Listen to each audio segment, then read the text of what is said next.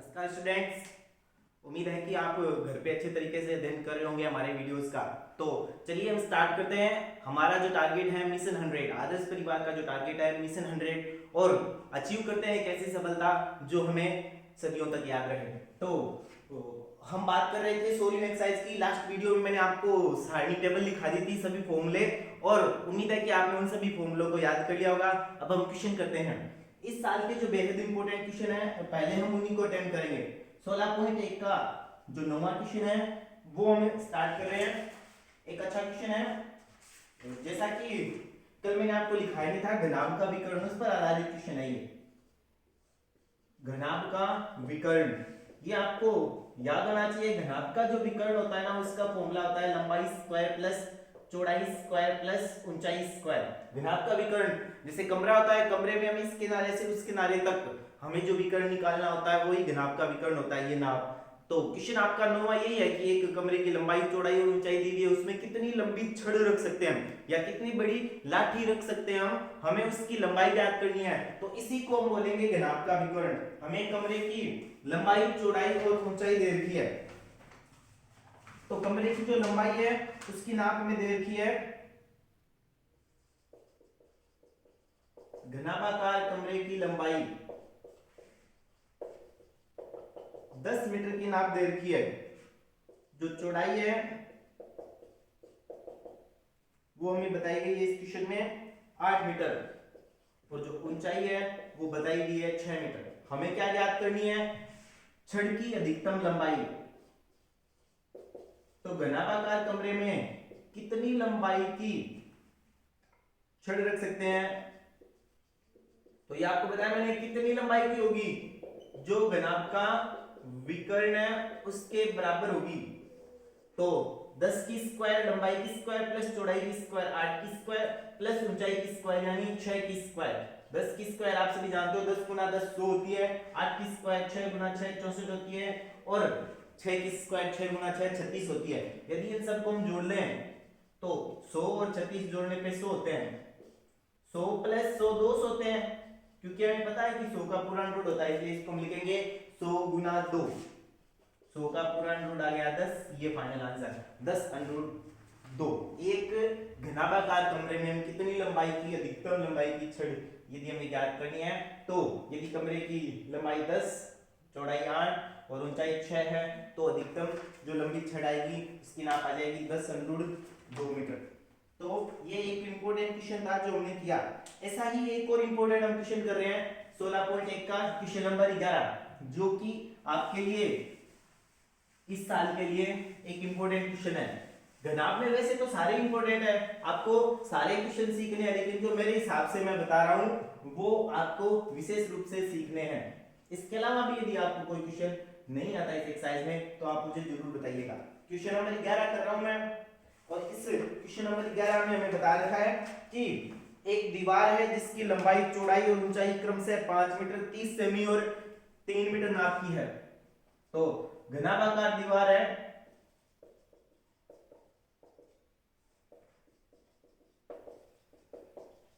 घनाभाकार दीवार की लंबाई बता रखी है हमें कितनी, 5 मीटर।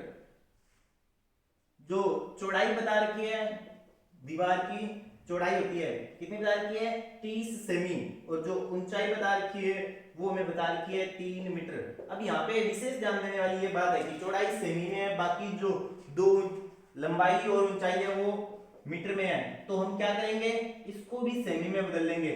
जब हम मीटर को सेमी में बदलते हैं, मीटर एक छोटी इकाई है, सेमी एक बड़ी इकाई है, तो जब भी बड़ी इकाई को छोटी इकाई में बदलते हैं गुणा होता है, और गुणा वही होता है जो उन दोनों राशियों के बीच में संबंध है, मीटर और सेंटीमीटर के बीच में 100 का संबंध है, इसलिए 500 सेमी हो जाएगी ये मीटर की।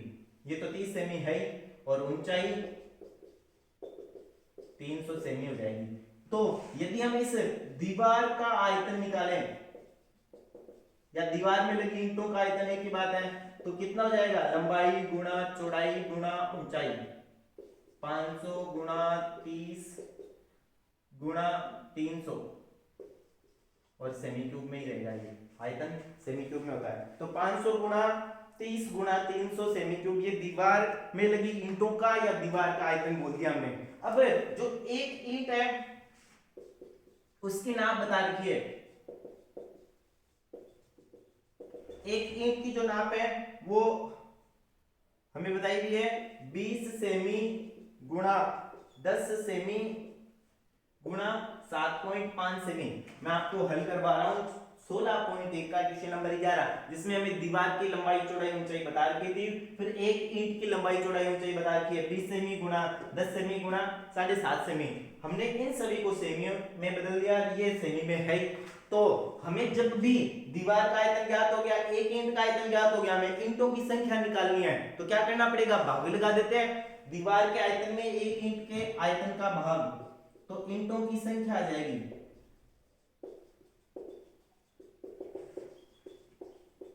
दीवार का आयतन बट्टे एक ईंट का आयतन।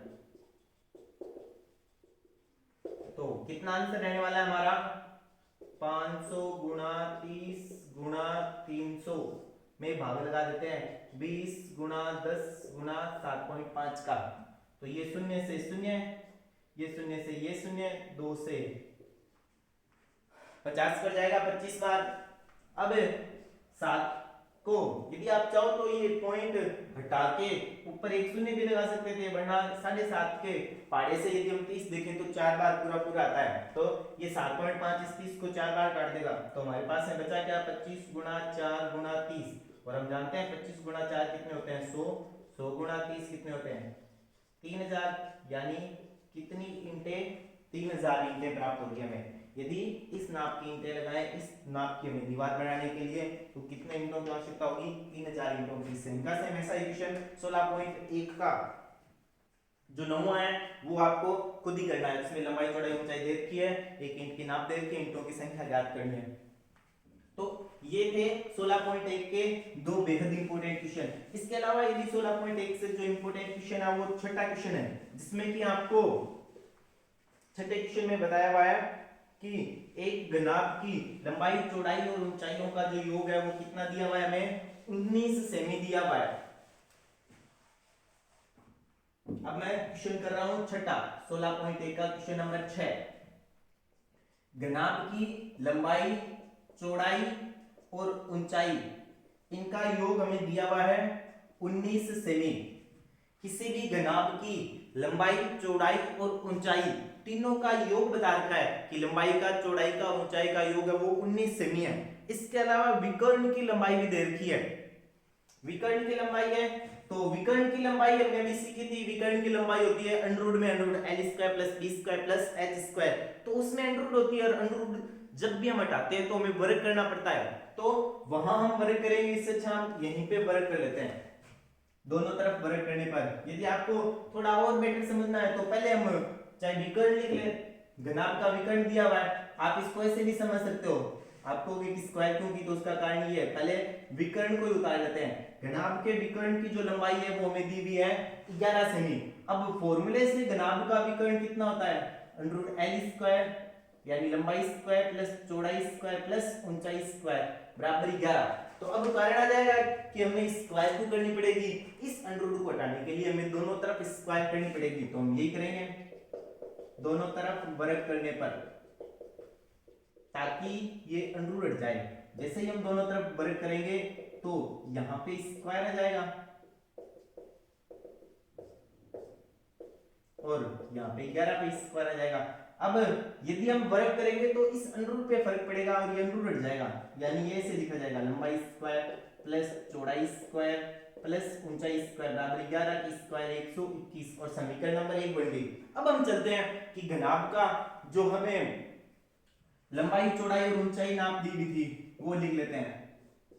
घनाभ की लंबाई चौड़ाई और ऊंचाई तीनों का योग दिया हुआ है 19 सेमी, क्योंकि समीकरण 1 में L square plus B square plus H square है और यहाँ पे बिना स्क्वायर किए, तो हमें यहाँ भी इसको समीकरण 1 को देखते हुए स्क्वायर लेके आनी पड़ेगी। तो स्क्वायर तभी आएगी जब हम दोनों तरफ वर्ग करेंगे। तो फिर से करते हैं दोनों तरफ वर्ग। जैसे ही हम दोनों तरफ वर्ग करेंगे तो हमें ये प्राप्त हो जाएगा L plus B plus H की होल स्क्वायर बराबर 19 की स्क्वायर। अब आपको ये विशेष ध्यान रखना है कि तीन संख्याओं की होल स्क्वायर कैसे खुलती है। एक तो होती है a प्लस बी की होल स्क्वायर, यहाँ पे a प्लस बी प्लस सी तीन संख्या आ गई, तो तीन संख्याओं की होल स्क्वायर का ये फॉर्मूला होता है a square plus B square plus C square plus 2ab plus 2bc plus 2ac। ये तीन संख्याओं के वर्ग का फॉर्मूला होता है a प्लस बी प्लस सी। तो यहाँ पे a यदि हम इसको माने a, इसको माने b, इसको माने c, तो होल स्क्वायर जब हम खोलेंगे तो a की स्क्वायर यानी लंबाई स्क्वायर प्लस बी की स्क्वायर यानी चौड़ाई स्क्वायर प्लस सी की स्क्वायर यानी ऊंचाई स्क्वायर प्लस 2ab यानी 2 लंबाई गुणा चौड़ाई प्लस 2bc यानी 2 चौड़ाई गुणा ऊंचाई प्लस 2ac यानी 2 ऊंचाई गुणा लंबाई और बराबर में 19 की स्क्वायर 19 इंटू 19 361। अब यदि हम इसको समीकरण 2 बना दें और हम देखें कि समीकरण 1 में हमारे पास में इन तीनों का मान है, वो हम यहां रख देते हैं।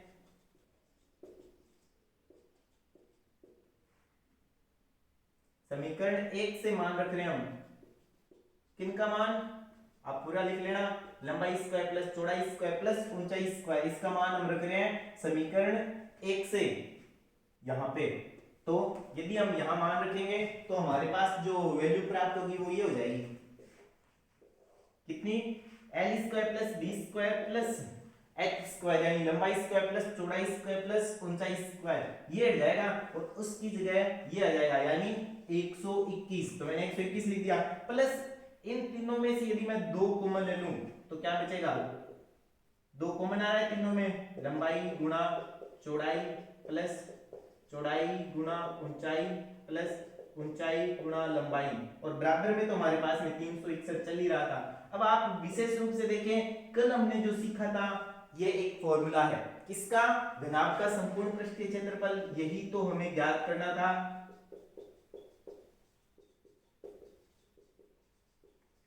तो हमारे पास में घनाभ का संपूर्ण पृष्ठीय क्षेत्रफल कितना आ जाएगा, घटा देंगे हम 361 में से 121 से इधर ट्रांसफर करके, यानी कितना आ जाएगा 240 cm स्क्वायर घनाभ का संपूर्ण पृष्ठीय क्षेत्रफल। एक बार फिर से रिपीट कर रहा हूं मैं, हमें क्या दिया हुआ था, घनाभ का विकर्ण कितना 11 सेमी। सूत्र में कहता है घनाभ का विकर्ण होता है रूट में L square plus B square plus H square यानी 11 और दोनों तरफ यदि, क्योंकि ये अंडर रूट है, इस अंडर रूट को हटाना बेहद जरूरी है सवाल को करने के लिए, तो हम अंडर रूट हटाएंगे, जैसे अंडर रूट हटाएंगे तो दोनों तरफ वर्ग करना पड़ेगा, अंडर रूट को अंडर रूट ही हटाता है यानी वर्ग करना पड़ेगा, जैसे ही वर्ग करेंगे तो ये अंडर रूट हट जाएगा, इसके ऊपर होल स्क्वायर और इसके ऊपर बी स्क्वायर आगे वर्ग करने पर, तो यहाँ आ गया अंडर रूट हटने पर L square plus B square plus H square और यहाँ हो गया 11 की स्क्वायर यानी 121। अब हम आगे ये समीकरण, इसको समीकरण 1 बनाएंगे और ऐसा और हम प्राप्त करेंगे आगे चलते कि हमें लंबाई स्क्वायर प्लस चौड़ाई स्क्वायर प्लस ऊंचाई स्क्वायर प्राप्त हो जाए। तो वो कैसे प्राप्त होगी, वो हमें क्वेश्चन में दिया हुआ है कि घनाभ की लंबाई चौड़ाई और ऊंचाई का जो जोड़ है वो 19 है, तो दोनों का स्क्वायर करेंगे हम, L square L plus B plus H का होल स्क्वायर, दोनों तरफ वर्ग कर देंगे, बराबर में 19 की स्क्वायर। तो इसकी जो होल स्क्वायर है वो a plus B plus C की होल स्क्वायर से खुलेगी, यानी L square plus B square plus H square और ये जो बच गया 2ab plus 2bc plus 2ac, ये होल स्क्वायर तीन संख्याओं के होल स्क्वायर का फॉर्मूला होता है, 2 लंबाई गुणा चौड़ाई प्लस 2 चौड़ाई गुणा ऊंचाई प्लस 2 ऊंचाई गुणा लंबाई। यदि हम इनमें से 2 कॉमन ले लें तो हमें जो प्राप्त होगा वो होगा घनाभ का संपूर्ण पृष्ठीय क्षेत्रफल और L square plus B square plus H square का मान समीकरण 1 में हमें पता है कितना है 121 है, तो वो हमने यहां से रख दिया और 121 उधर जाके ट्रांसफर होके इस फॉर्मूले का तो बन गया घनाभ का संपूर्ण पृष्ठीय क्षेत्रफल और 361 में से 121 लाने पर 240 सेमी स्क्वायर, ये अपना आंसर है। इस 6.1 के छठे सवाल के अलावा इसमें 6.1 का जो 12वां क्वेश्चन है अनुपात वाला, हमें क्षेत्रफल दिया हुआ है और लंबाई चौड़ाई और ऊंचाई का अनुपात दिया हुआ है, तो वो क्वेश्चन भी आपको अवश्य करना चाहिए। इसके अलावा इसमें एक क्वेश्चन वो भी है कि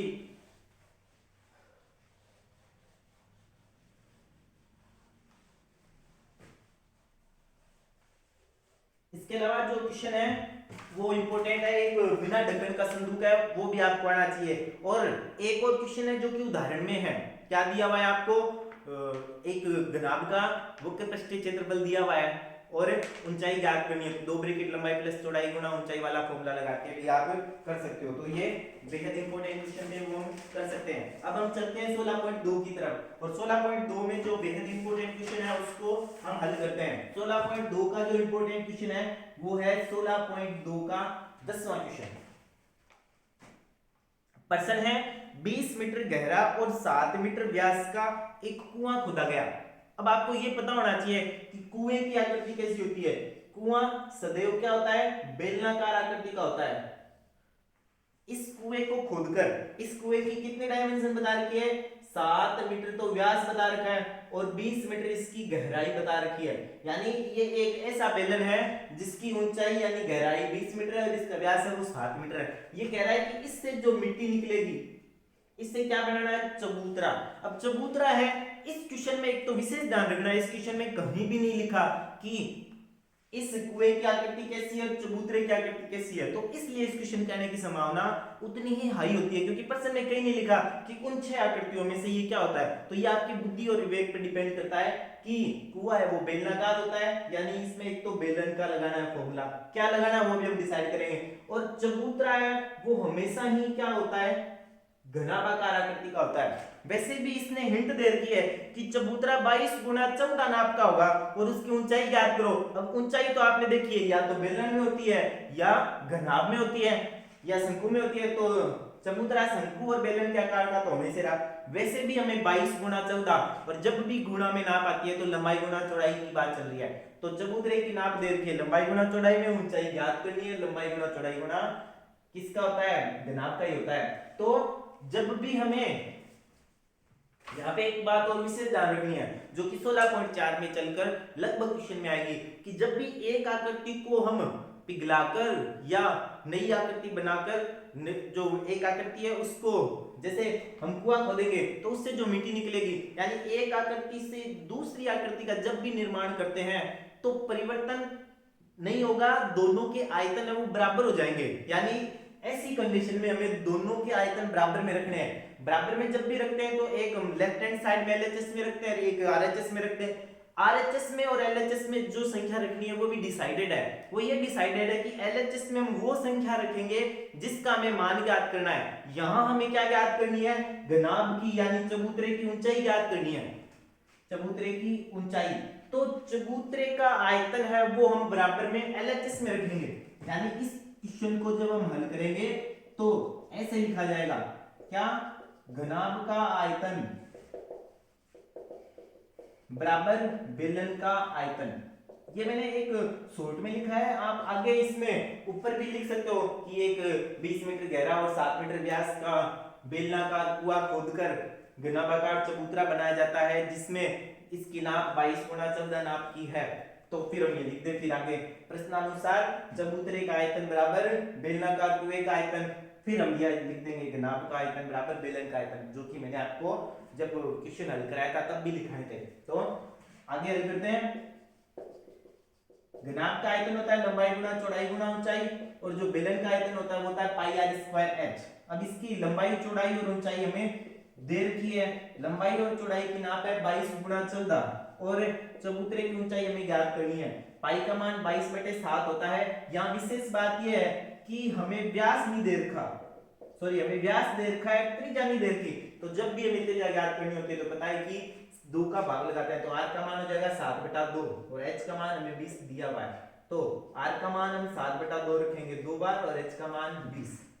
बराबर में रखने पर एक और बेनिफिट होता है कि अंश से रखी संख्या अंश से कट सकती है और हर में रखी संख्या हर से, बराबर से इस साइड, और ये तो हमने हमेशा ही काटी है, कटे तो काट सकते हैं। तो बराबर से अंश कटता है, इसलिए 22 से 22 कट सकता है, 7 से 7 इधर दोनों कट सकते हैं, 2 के पाड़े से 10 कट जाते हैं, 20 कट जाते हैं 10 बार, और ये 5 और कट जाएंगे, जो बच गया उनको हम बाद में काट लेंगे।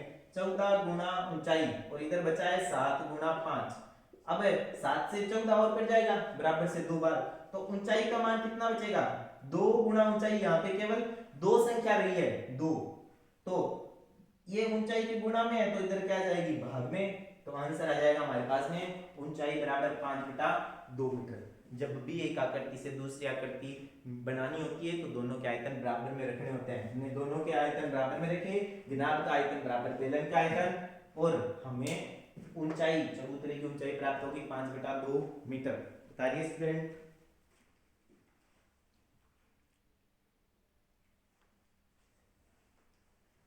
इसके अलावा जो इंपोर्टेंट क्वेश्चन है 16.2 से, अब हम वो करने वाले हैं 16.2 का हम करेंगे 11वां क्वेश्चन।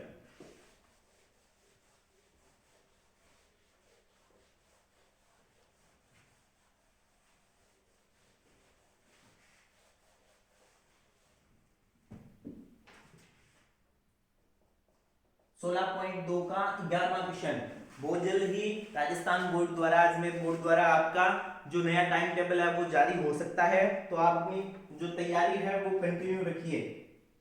जैसे ही सरकार की तरफ से कुछ भी हमारे पास में सूचना आती है आपको तुरंत बताया जाएगा। ये कह रहा है कि घनाभाकार बर्तन है जिसके अंदर जो पानी भरा हुआ है वो कितना भरा हुआ है 33,800। तो हमें बेलन का आयतन दिया हुआ है 30,800 सेमी क्यूब। बेलन का आयतन दिया हुआ है 30,800 सेमी क्यूब, और इसकी भीतरी त्रिज्या दे रखी है, कितनी दे रखी है r बराबर 14 सेमी। क्या याद करना है, इसका वक्र पृष्ठीय क्षेत्रफल याद करना है। सबसे पहले हम आयतन याद करेंगे। बेलन का आयतन कितना होता है पाई आर स्क्वायर h होता है, कल ही आपको टेबल दिखाई थी। अब इसमें से r तो ज्ञात है, हमें याद करनी है, और h की वैल्यू सॉरी r है वो हमें दी भी है, कितनी दी भी है 14 गुना 14, और h है वो ज्ञात है, h हम ज्ञात कर लेंगे, जो एक वैल्यू बच जाएगी वो हम ज्ञात कर लेंगे, और बराबर में 30,800। जब भी हमें आयतन पहले से दिया होता है या क्षेत्रफल पहले से दिया होता है सूत्र के बराबर में रखते हैं। तो हमने बेलन का आयतन बराबर 30,800 दिया होता तो सूत्र के बराबर में यानी पाई आर स्क्वायर h के बराबर में आ गया 30,800। अब जो चीजें कटने वाली है वो कटी जाती है, तो 7 से 14 कट गया 2 बार। अब आपको 22 के पाड़े से 308 काटना आना चाहिए, क्योंकि वो तो डबल जीरो वो साइड में रहेगा। हमने कल परसों क्वेश्चन किया था, तो 22 को जब 14 से गुणा किया था तो 308 आया था। इसका मतलब यदि 22 से हम ये काटेंगे तो ये भी 14 बार ही कटेगा। देखो 22 इंटू 1 22, पीछे बच गए 8 88 हो गए, 22 इंटू 4 88 होते हैं। तो इस तरीके से ये प्राप्त हो गया 2 गुणा 14 गुणा h बराबर इधर हो गया 1400। अब ये भी कट रहा है, 14 से 1400 100 बार कट गया, तो h का मान कितना होगा, ये दो इधर गुणा में है, जब हम h का मान यानी h को सिंगल करेंगे तो ये बट्टे में आ जाएगा 100/2। कहने का मतलब है r बराबर 50 सेमी। हमें क्या याद करना था, बेलन का आयतन। हम क्वेश्चन कर रहे हैं 16.2 का 11वां क्वेश्चन कर रहे हैं, सॉरी हमें क्या याद करना था, बेलन का वक्र पृष्ठीय क्षेत्रफल। तो बेलन का जो वक्र पृष्ठीय क्षेत्रफल होता है वो आपको पता है कितना होता है 2 पाई आर एच। कल ही हमने सीखा था 2 गुणा 22/7 गुणा r का जो मान है वो 14 गुणा h का जो मान है वो 50।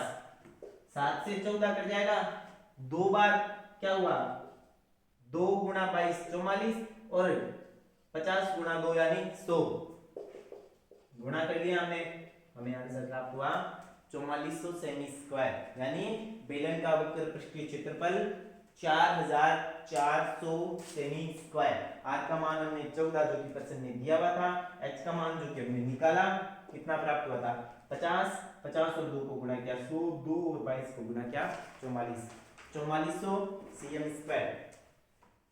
ये इसका आंसर प्राप्त हो गया हमें।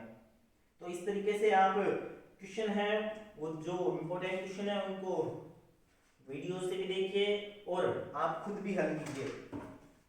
अब हम चलेंगे 16.3 एक्सरसाइज की ओर, और 16.3 एक्सरसाइज में आपको पता है कि शंकु के क्वेश्चन है। शंकु के कल मैंने वक्र पृष्ठीय, समकोण पृष्ठीय और शंकु के आयतन के फॉर्मूले लिखाए थे, तो आज हम उस पर आधारित कुछ क्वेश्चन कर लेते हैं। इससे पहले मैं आपको एक चीज और बता देता हूं कि शंकु में हमेशा ही क्या होती है तीन जो आकृतियां जो नाप होती है, विमाएं होती है, वो विशेष ध्यान रखनी होती है।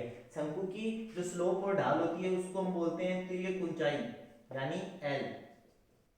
शंकु की जो त्रिज्या होती है वो आर, वो तो होती है ही, और ये ऊंचाई होती है एच। तो यहाँ 90 डिग्री का कोण होता है, इसलिए इसको लंबवर्तीय शंकु बोलते हैं। तो यहाँ एच होता है, इसमें 90 डिग्री के सामने भुजा एल होती है। तो एल का फॉर्मूला कल आपको बताया था, बुदायन प्रमेय से क्या प्राप्त हुआ था हमें, R square plus H square, ये करंट आधार प्लस लंब की स्क्वायर। मान लो कि आपको आर ज्ञात करनी है तो एल बड़ी होती है, तो आर का फॉर्मूला ये हो जाएगा। मान लो आपको एच ज्ञात करनी है तो एच का फॉर्मूला ये रह जाएगा। और बाकी हम जो फॉर्मूले थे वो तो क्वेश्चन में लगभग सीखे थे।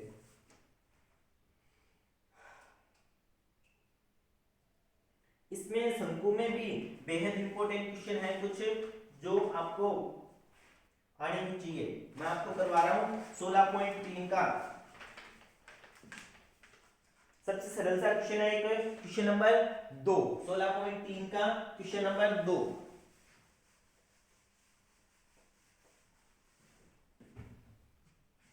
क्या दिया हुआ है, हमें दिया हुआ है एक लंबवर्तीय शंकु का आयतन। शंकु का आयतन दिया हुआ है हमें, कितना दिया हुआ है, 1232 सेमी क्यूब। ये लंबवर्तीय शंकु का आयतन दिया हुआ है। और शंकु की ऊंचाई आपको पता है h होती है, अभी थोड़ी देर पहले हमने सीखा था, h होती है। अब जो भी हमें ज्ञात करना है उससे पहले ये बात तो पता चल गई कि शंकु का आयतन दिया हुआ है। इसका मतलब क्या हुआ, शंकु के आयतन का जो फॉर्मूला होता है उसके बराबर में ये रखना होगा, यानी 1/3 पाई आर स्क्वायर एच के बराबर में रखेंगे हम 1232। 1/3 गुणा 22/7 गुणा आर हमें ज्ञात करना है, एच का मान 24 बराबर में 1232। कट रहा है ना, 7 से सॉरी 3 से 24 कट रहा है 8 बार। ये 7 यहां से कट नहीं रहा है तो हम दिमाग लगाएंगे, इसका ट्रांसफर कर देंगे।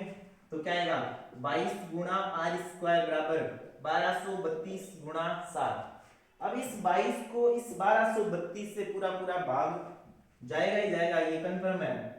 लगाते हैं 22 इंटू 5 कितने होते हैं 110, पीछे बच गए थे ना 132, 22 इंटू 6 132 होते हैं।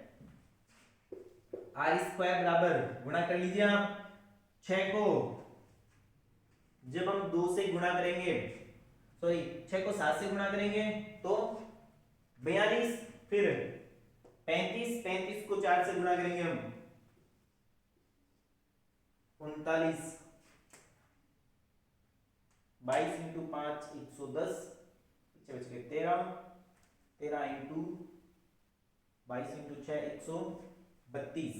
सॉरी हमारे पास में यहाँ पे एक और वैल्यू रह गई 8 की, तो 8 की जो वैल्यू रह गई वो हम और काटेंगे।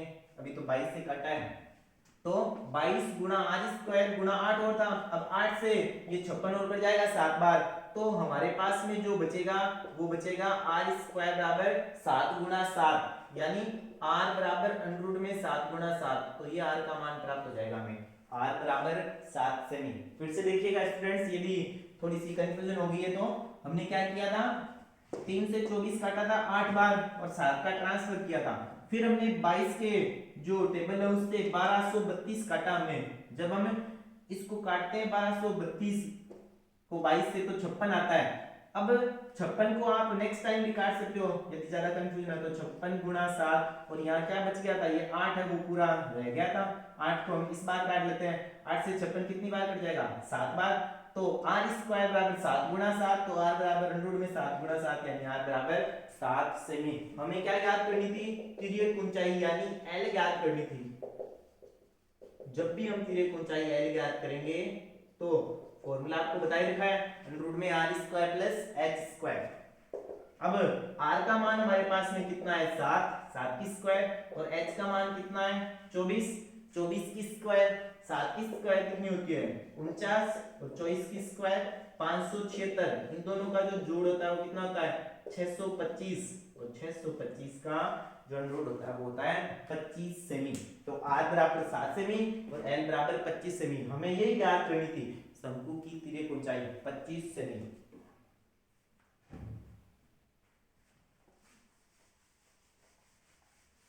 ये था स्टूडेंट हमारा रिवीजन का पार्ट नंबर 6 और इस पार्ट नंबर 6 में हमने 16.1, 16.2 और 16.3 के कुछ क्वेश्चन किए थे। अब आप 16.3 और 16.4 जो रह गई वो क्वेश्चन कंप्लीट कर लिएगा। कल हम जो वीडियो आएगा उसमें 16.3, 16.4 और एक और एक्सरसाइज है, अपनी पहली एक्सरसाइज वैदिक गणित है, उसका रिवीजन करेंगे। धन्यवाद स्टूडेंट।